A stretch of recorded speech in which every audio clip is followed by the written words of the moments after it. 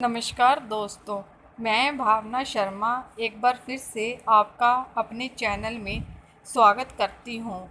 आज हम सीईटी की तैयारी शुरू करते हैं। सीईटी के हरियाणा का एक टॉपिक राज्य की प्रमुख विद्युत परियोजनाएं एवं केंद्र को हम डिटेल में और आसानी तरीके से पढ़ेंगे, जिससे हमें ये आसानी से याद हो जाए। चलो बिना समय गवाए आज हम इसको शुरू करते हैं। राज्य की प्रमुख विद्युत परियोजनाएं और केंद्र।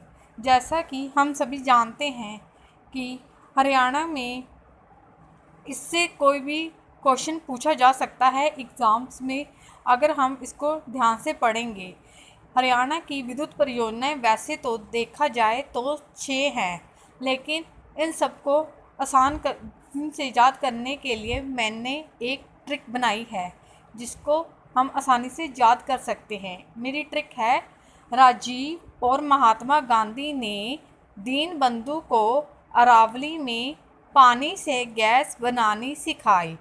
दोस्तों, इसका मैंने अंडरलाइन कर रखी हैं जो विद्युत परियोजना है, जैसे राजीव, महात्मा गांधी, दीनबंधु, अरावली, पानी और गैस आधारित। लेकिन ये ज़रूरी नहीं कि आपको भी यही ट्रिक बनानी है।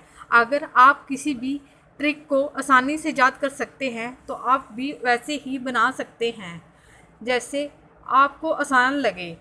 मेरे को यही समझ में आया तो मैंने आपके लिए यही बना दी। ठीक है, अगर हम आगे इसको डिटेल में पढ़ते हैं, यहाँ पे मैंने क्या कहा, लिखा परियोजना, इधर स्थापना वर्ष, जिला, क्षमता और कंपनी। यहाँ पे मैंने इन परियोजनाओं के नाम लिखे हुए हैं और यहाँ इनके स्थापना वर्ष हैं, यहाँ ये कौन सी जिला में है, इनकी क्षमता क्या है और ये किस कंपनी के अंडर है। मैंने इन सब को दोस्तों इनके स्थापना वर्ष के अकॉर्डिंग ही अरेंज कराया है, जिससे कि आप आसानी से याद कर सकें। जैसे सबसे पहले पानीपत तापीय विद्युत परियोजना, इसकी स्थापना 1 नवंबर 1979 में हुई थी। कौन से जिला है? अब ये तो आपको पता है कि पानीपत है, तो पानीपत ही जिला होगा। अब उसका कौन सा गांव है? असान गांव। इसकी क्षमता है 1367.80 मेगावाट। ये इसकी इतनी क्षमता है ये तापीय विद्युत परियोजना की। ये पहले नंबर पे मैंने इसलिए लिखा है क्योंकि इसकी स्थापना सबसे पहले हुई थी। उसके बाद हुई है दीनबंधु छोटूराम विद्युत परियोजना की। इसकी स्थापना का अगर हम वर्ष देखें तो 14 अप्रैल 2008 को, और ये कहाँ है? दीनबंधु छोटूराम, जमुना नगर में। अब इसकी अगर हम क्षमता की बात कर ले तो ये 600 मेगावाट की क्षमता है। और अब ये किस कंपनी के है? इसके अंडर सेंट्रल कोलफील्ड कंपनी के अंडर ये काम कर रही है। अगर तीसरे नंबर पे देखें तो राजीव गांधी।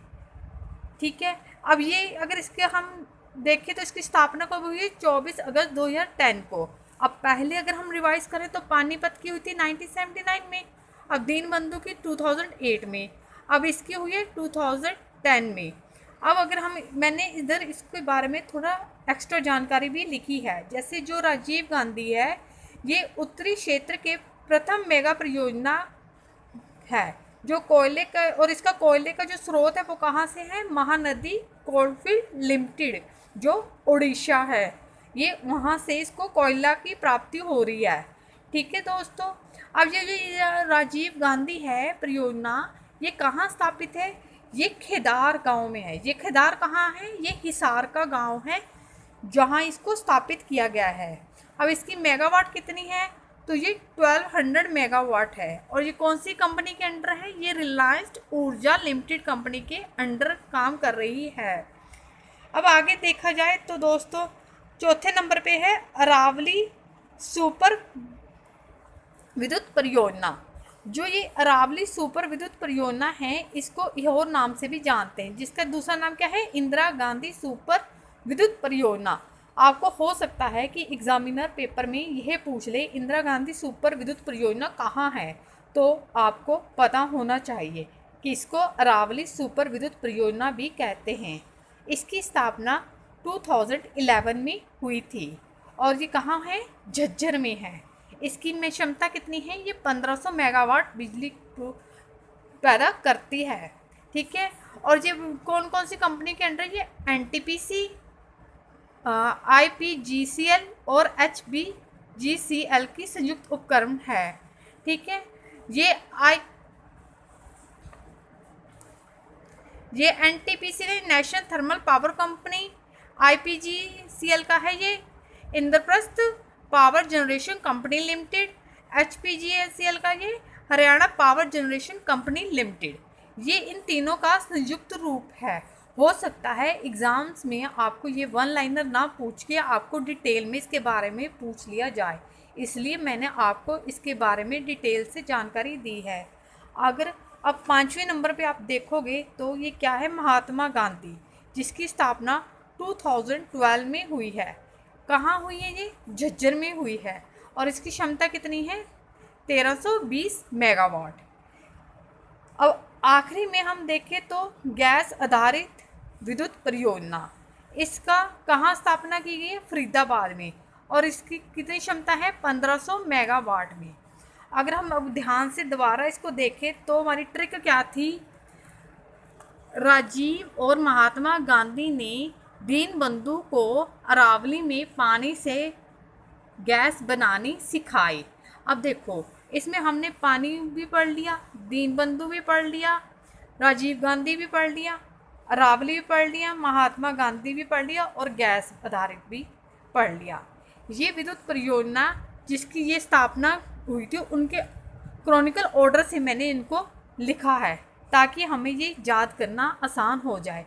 अब दोस्तों इसमें और भी आसान है, तो ये हो देख लो, जो अरावली और महात्मा गांधी है, ये दोनों की स्थापना झज्जर में हुई है, और इनकी स्थापना भी 2011 और 12 है, एक के बाद दूसरी है। ये इसका और भी आसान तरीके से है। अगर इसमें सबसे ज़्यादा क्षमता वाली पूछ ली जाए तो वो विद्युत परियोजना पानीपत की है, जिसकी सबसे ज़्यादा विद्युत क्षमता है। ये तो था हमारा टॉपिक राज्य की विद्युत परियोजना। अब आगे हम पढ़ते हैं जो है जल विद्युत परियोजना। ये जल विद्युत परियोजना में भी अक्सर क्वेश्चन पूछे जाते हैं। अगर हम इसको ध्यान से पढ़ेंगे तो ये आसान होगा। जैसे पश्चिमी जमुना नहर विद्युत परियोजना। अब ये देखा जाए तो ये कहाँ है, पहले इसकी ये है हमारी जमुना नगर में। ठीक है, अब ये किसने कब बनी है, ये 1980 में, किसकी सहायता से, जापान के सहयोग से। कहाँ है ये, हथनी कुंड और दादूपुर के मध्य जमुना नगर में बनाई गई है। ठीक है, अब और इसके बारे में लिखा है, ये 1990 में हरियाणा सरकार ने 2x8 मेगावाट के 4 विद्युत केंद्रों की स्थापना की स्वीकृति दी है इसमें। ठीक है, कब, ये 1990 में हरियाणा सरकार ने 2x8 मेगावाट के 4 विद्युत केंद्रों की स्थापना की स्वीकृति दी है। ये है हमारी पश्चिमी जमुना नहर विद्युत परियोजना। दूसरी कौन सी है, ककरोई सूक्ष्म जल विद्युत परियोजना। ये इसको किसने बनाया, पश्चिमी जमुना नहर के किनारे सोनीपत के ककरोली गांव में अवस्थित है।